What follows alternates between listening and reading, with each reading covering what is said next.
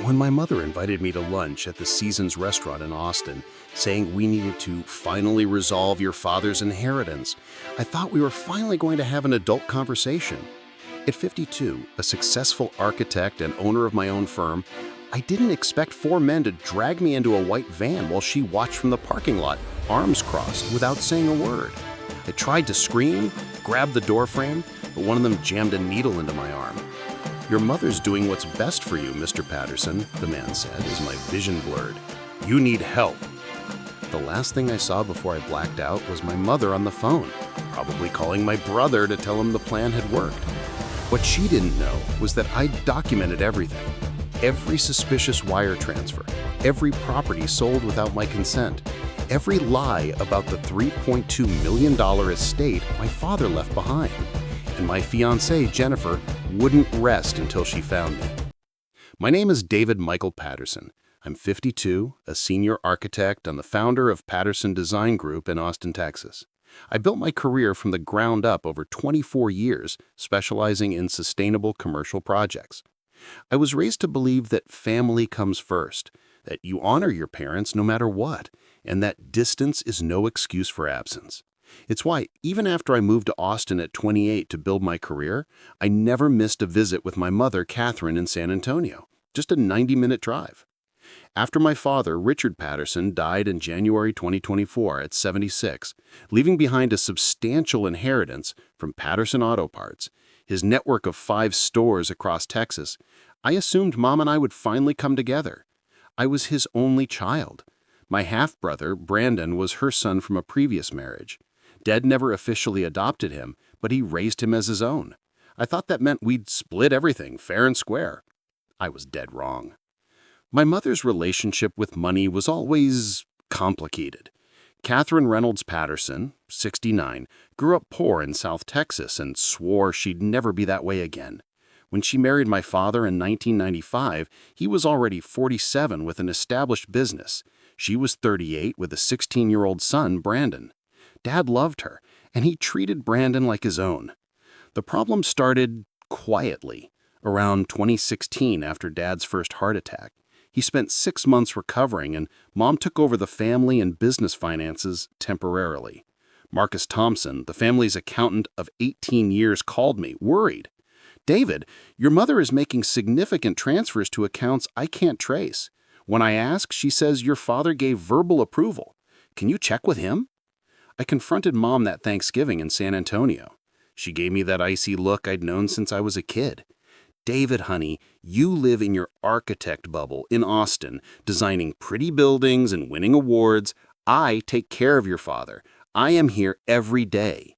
If I move $65,000 to renovate the home he lives and recovers in, that's an investment in his health, not a waste." Dad, still frail, just nodded when I asked him. "Let your mother handle it, son. She knows what she's doing." In 2018, I found out Mom had created an entity called Patterson Family Holdings, LLC, and transferred 2 of the 5 auto parts stores to it, with Brandon listed as the majority partner. When I questioned her, she was blunt. "Brandon has worked in the business for 10 years, David. You design buildings. This is smart succession planning, something you'd understand if you weren't so selfish." In 2021, Margaret Sullivan, Dad's longtime administrative assistant, pulled me aside during a visit. "Mr. Patterson, it's not my place, but your mother sold the Highland Avenue store for $580,000 last month. The money never hit the main accounts. I just thought you should know." My stomach turned. Highland Avenue was the original store, the one Dad opened with his own 2 hands back in 1989. Over the years, I saw the pattern. Properties sold, money reinvested into Brandon's projects, the books becoming more and more opaque, but every time I brought it up, I was painted as the absent, white-collar son who didn't understand real business. Dad was increasingly fragile, medicated, and dependent on her for everything, and I, like a fool, respected their dynamic. "It's their marriage," I tell Jennifer. "It's not my call." Dad died on January 14, 2024. He was 76. A 3rd heart attack, at home, no suffering. Mom called me at 7 in the morning. "Your father passed during the night," she said, her voice far too steady for someone who'd just lost her husband of 29 years. "The funeral is Saturday. Brandon's handling the arrangements. You just need to show up." The funeral felt off. Mom was composed, almost performative in her grief. Brandon delivered the eulogy like a CEO presenting a quarterly report. I sat in the front row next to Jennifer, feeling completely disconnected. After the service, Helen Morrison, a friend of my dad's for 32 years, who owned the hardware store next to the original Patterson Auto Parts, hugged me, tears in her eyes. "Your father was a good man, David. It's a shame he was so absent these last few years. Catherine and Brandon were basically running everything." 4 weeks later, I got a formal email from Patterson and Associates Family Law, my mother's attorney. Subject: Estate Inventory and Division, Richard Patterson. The attachment was a 62-page document. I read it at my desk in Austin as rain hammered against the window. Dad's will, dated 2019, was crystal clear.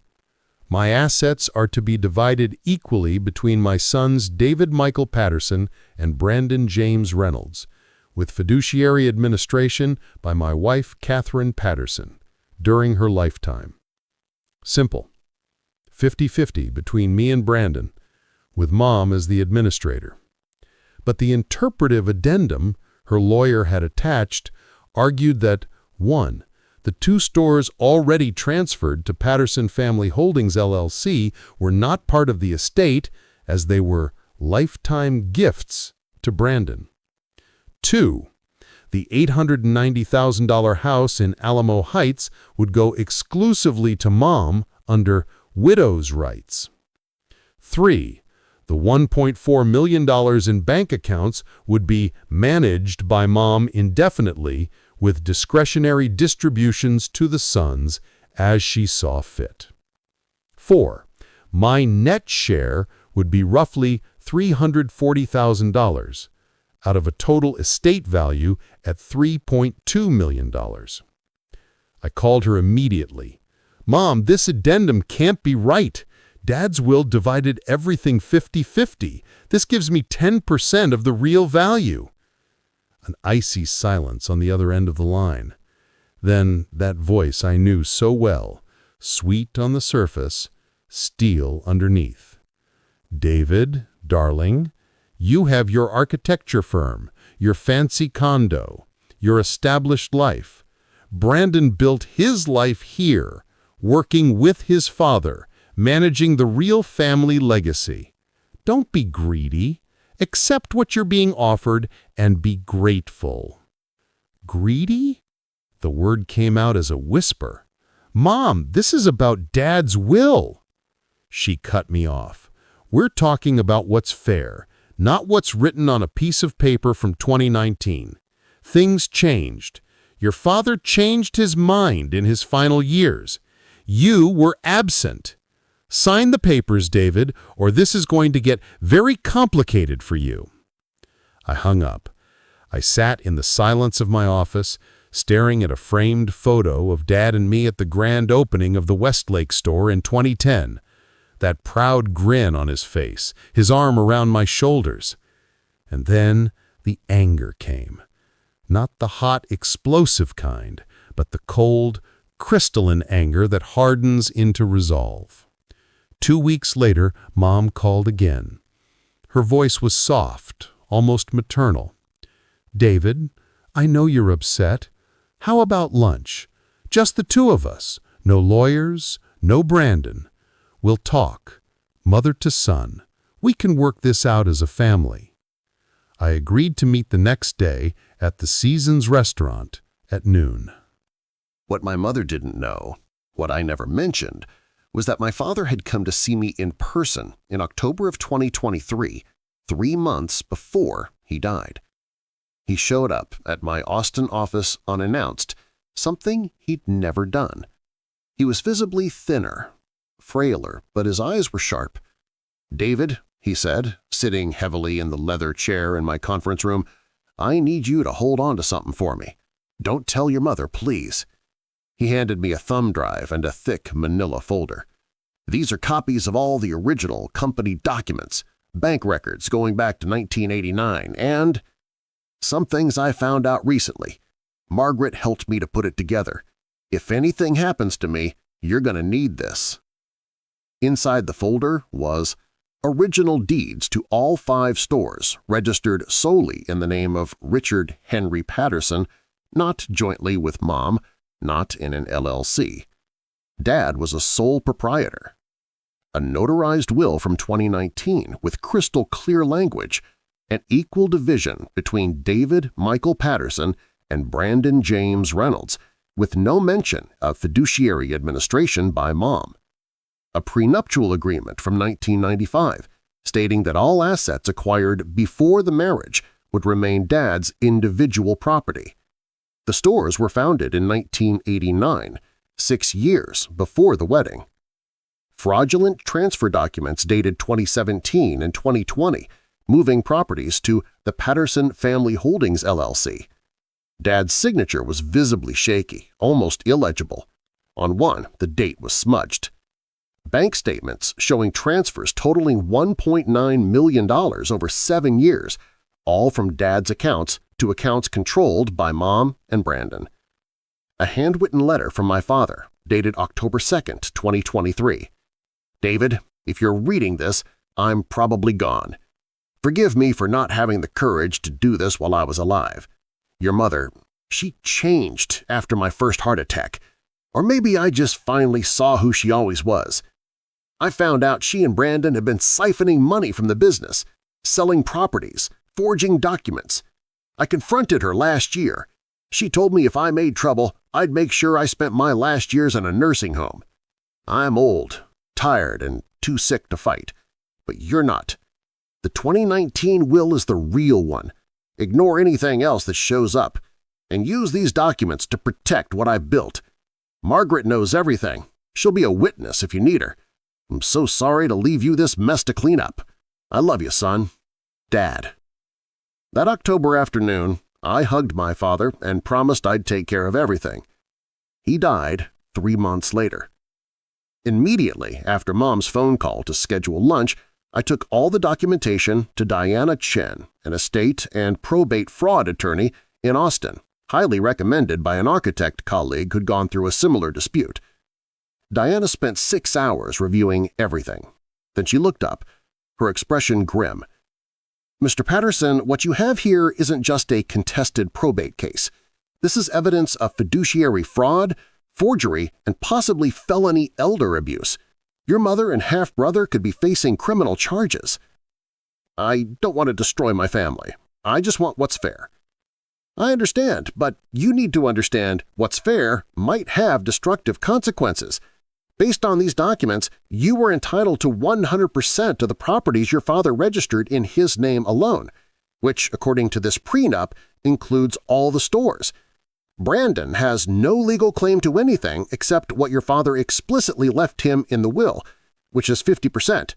Your mother is entitled only to marital assets acquired after 1995, which appear to be minimal. That night, I compiled everything into password-protected digital folders and sent copies to Jennifer, Diana, and Margaret Sullivan. The email subject line, "If anything happens to me." 2 days later, I was in the parking lot of the Seasons restaurant when the men grabbed me. I woke up groggy and disoriented in a locked room. White walls, a hospital bed, a barred window. A plaque on the wall read Serenity Hills Recovery Center, Marble Falls, Texas. A man in a lab coat came in. "Mr. Patterson, I'm Dr. Kevin Walsh. Your mother has admitted you for treatment for substance abuse and bipolar disorder. We're going to start your recovery program." "I don't do drugs," I managed to say, my tongue thick. "And I'm not bipolar. My mother, she had me kidnapped. Please, call my fiancée, Jennifer Morrison." "Mr. Patterson, denial is common. Your mother brought extensive medical records. We're going to help you. He injected something into my IV, and the world went dark again. For the next few days, I lost count. 4, 7. I was kept sedated and disoriented. When I asked to call someone, they said outside contact is contraindicated in the initial phase. When I asked to leave, they said it was a voluntary commitment and showed me a document with my signature on it. It wasn't my handwriting. Jennifer Morrison, my 39-year-old fiancée and an ER nurse at Del Seton Medical Center in Austin, Texas, knew immediately something was wrong when I didn't show up for our dinner date that night. She called my mother. "Catherine, was David having lunch with you today? He never came home and he's not answering his phone." "Jennifer, dear, I'm so sorry, but David had a crisis today. Erratic, aggressive behavior. We had to have him committed for his own safety. He needs professional help. It's best if you give him space to recover." Jennifer, who'd spent 7 years in psychiatric nursing before moving to the ER, didn't buy it for a second. "Catherine, David has no history of mental illness. Where is he exactly?" "This is a family matter, Jennifer. We'll be in touch when he's better." And she hung up. Jennifer immediately called Diana Chen, who filed a writ of habeas corpus with the Travis County Court the next morning. But when the court officer arrived at Serenity Hills Recovery Center in Marble Falls, they were told I had been transferred to another facility for specific medical needs. They wouldn't say where. That's when Jennifer remembered the email. "If anything happens to me." She opened the folders I had sent, saw all the documentation, and understood instantly. This wasn't about mental health, it was about the inheritance. She took everything to Diana Chen. The attorney, a 47-year-old Taiwanese American with 22 years of experience in estate litigation, was visibly shocked. She said, "This is kidnapping." She arranged the documents on her glass-top desk. "False imprisonment to incapacitate her rightful heir while they manipulate the probate. I've seen a lot in my career, but this..." She paused. "Jennifer, we're going to sue for false imprisonment and file for a full forensic audit of the estate. But first, we need to find David, and fast." Jennifer was methodical. Over the next 3 days, she 1. Hired a private investigator specializing in missing persons, a former FBI agent named Robert Torres. 2. Got a court order for my mother's phone records, which showed frequent contact with rehab facilities in a 200-mile radius. And 3. Hacked into my iCloud and tracked my Apple Watch, which, thank God, the clinic staff hadn't confiscated. They just thought it was a regular watch. The watch was pinging from Lockhart, Texas, 45 minutes south of Austin. Specifically, from a place called New Horizons Wellness Retreat, out in the middle of a cotton field. Meanwhile, I was fighting my own battle. I realized if I stayed doped up, I'd never get out. I started palming the pills they gave me, hiding them under my tongue and spitting them in the toilet as soon as the nurse left. It took 2 days for the fog to lift and my head to clear. I watched the routines. The clinic had 17 patients, 4 nurses, 2 doctors. There was an administrative office with computers, but it was always locked. Except on Tuesdays and Thursdays between 2 and 2:30 p.m., during the shift change, the office was left empty for a few minutes while everyone attended an alignment meeting in the annex. The following Tuesday at 2 p.m., I faked being asleep when they did rounds. As soon as the footsteps faded, I slipped out of my room. There were no internal locks, a fire code violation. Went into the empty office and powered up an old forgotten Dell in the corner, a 2015 model no one used. No internet, but there was an Ethernet cable under the desk. I plugged it in, Windows 10 booted up. I opened Chrome, went to iCloud.com, and found the Find Friends feature. Jennifer was sharing her location with me. I opened our message conversation. My fingers flew across the keyboard. Jennifer, kidnapped, New Horizons Wellness, Lockhart TX, Mom forged commitment. Get me out. Docs prove everything. Love you. I heard footsteps. I shut it down, bolted out, and was back in my room, heart pounding, when the nurse walked by. 6 hours later, at 8:15 p.m., I heard sirens, police cars, raised voices in the hallway.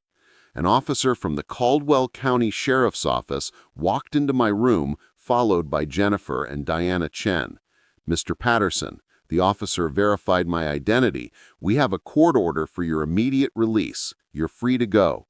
I nearly collapsed. Jennifer hugged me, hard. "I knew you'd find a way," she whispered. On the way out, Dr. Walsh tried to block us. "You can't just take him. There are medical protocols." Diana Chen, stone-faced, handed him the papers. "Doctor, this is the court order declaring his commitment fraudulent. That is a notice of criminal complaint for false imprisonment and forgery. And this," she pointed to another paper, "is a subpoena for you to produce all documents related to Mr. Patterson's stay in court in 5 business days. Have a good night." On the car, Jennifer handed me my phone. 53 missed calls from Brandon, 21 texts from my mother, escalating from, "David, darling, this is for your own good," to, "You're making a terrible mistake and you will regret this." I didn't answer any of them, but I asked Jennifer to record a video message. I looked straight into her iPhone's camera and spoke, my voice steady. "My name is David Michael Patterson. I was kidnapped and held under sedation against my will by my own mother, Catherine Patterson, to stop me from contesting a fraudulent will. I have complete documentation proving the embezzlement of $1.9 million of my father's estate. Anyone who collaborated in this forced commitment will be criminally prosecuted. This nightmare is over." Jennifer posted the video privately, but sent the link directly to Helen Morrison, Margaret Sullivan, and other family friends. Within 24 hours, half of San Antonio knew. Diana Chen filed 3 simultaneous lawsuits. 1. Criminal, a complaint with the Texas District Attorney's Office for kidnapping, forgery of the commitment papers, and felony embezzlement of an estate. 2. Civil, probate, a full contest of my mother's proposed estate inventory with a motion for an independent forensic audit of all transactions since 2016. 3. Civil, damages, a lawsuit for monetary and punitive damages against Catherine Patterson, Brandon Reynolds, and the 2 clinics that held me illegally.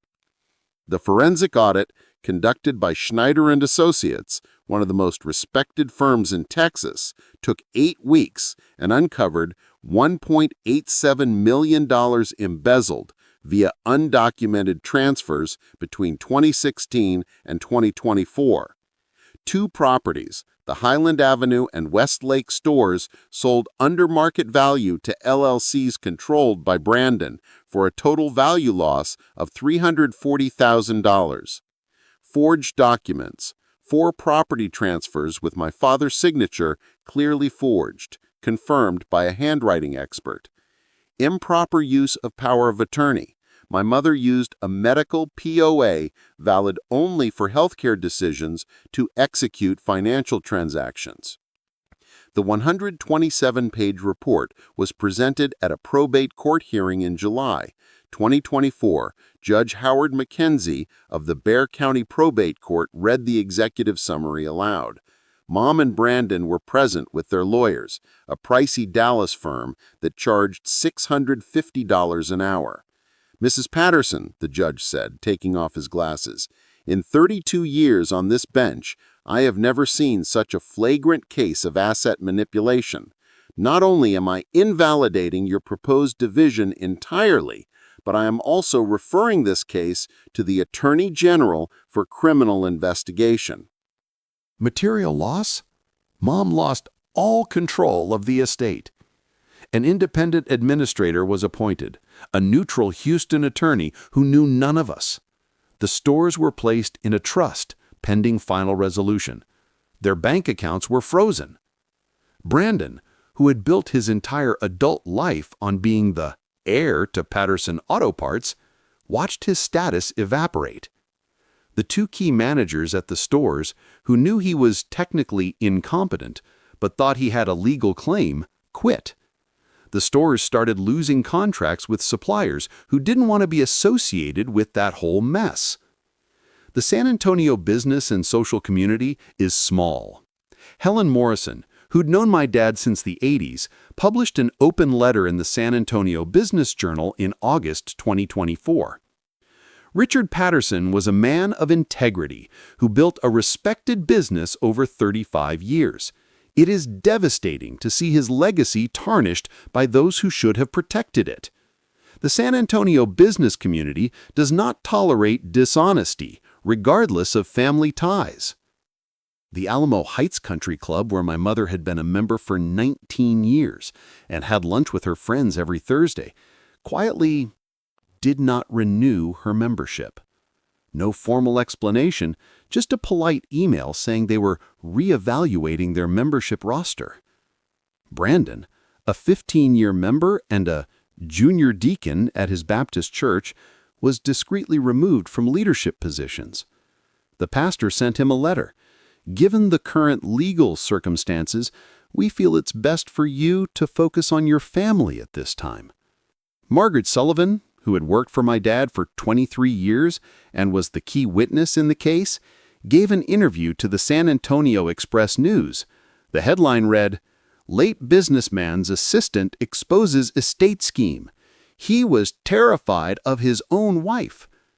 My mother walked out of the grocery store one afternoon and saw two of her former friends across the aisle. They turned and walked in the opposite direction.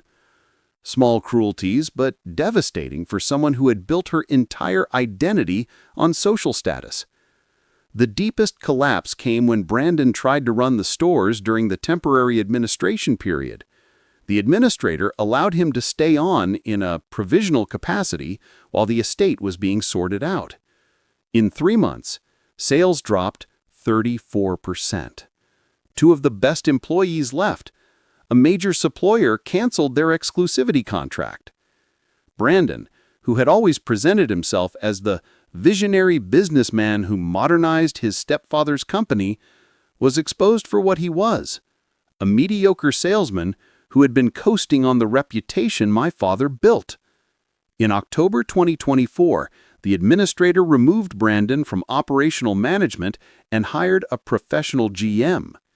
Brandon, jobless, statusless, identityless, had a public breakdown at a Starbucks in Stone Oak. Witnesses said he screamed at a barista over the wrong name on a cup, then collapsed in tears. A video of it made the rounds on local social media. My mother, who had always been the dignified widow of Richard Patterson, the strong woman who held her family together, was now the one who kidnapped her own son. Her carefully constructed identity of a decade crumbled. She stopped leaving the house. She stopped answering the phone. Helen told me she saw her once at Whole Foods, looking haggard, carrying a generic tote instead of the Prada she always used. Margaret Sullivan didn't deserve to be collateral damage in this war. She was 58, had 3 kids in college, and had lost her job when the stores went into administration. I called her in September. "Margaret, I know you testified because it was the right thing to do, and I know it cost you your job. I want to offer you something." I paused. "I'm reopening the original Highland Avenue store. I'm buying it back from Brandon's share in the final settlement. I need someone who knows the business, who knew my father, who has integrity. Will you be the general manager? Salary will be $25,000 more than you were making, plus profit sharing." She was silent for a moment, and then I heard a sob. "Mr. Patterson, David, I thought I'd never work in a place I respected again. Yes, absolutely yes.